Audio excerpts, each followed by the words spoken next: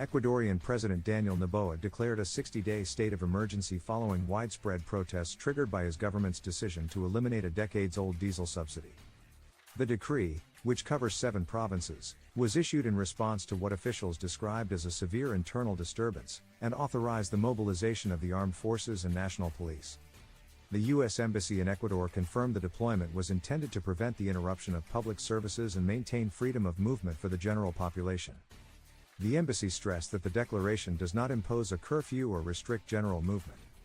Still, it does suspend the right to freedom of assembly at all times for any gatherings that seek to interrupt public services and impede the rights and liberties of the rest of the population. Clashes erupted in Quito, where demonstrators dismantled police barriers as officers responded with tear gas.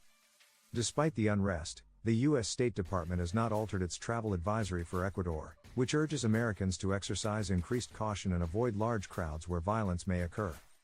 The protests began after the government announced that it would abolish the diesel subsidy. Officials stated that the decision aimed to alleviate financial pressure on the state and redirect resources toward social programs. For decades, the diesel subsidy represented a $1.1 billion burden on fiscal accounts, without truly reaching those who needed it, the government stated on X. The immediate effect of the decree was a sharp price increase at the pump, with diesel rising from $1.80 to $2.80 per gallon overnight. Previous administrations had attempted similar cuts but faced strong public opposition. Government officials argued that the subsidy disproportionately benefited wealthier citizens and businesses rather than vulnerable communities. Noboa's administration has pledged to allocate $220 million from the savings to support the transportation sector and prevent higher public transit fares.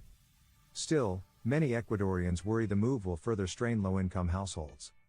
To ease concerns, the government announced a price stabilization mechanism set to take effect on December 11, though details remain unclear.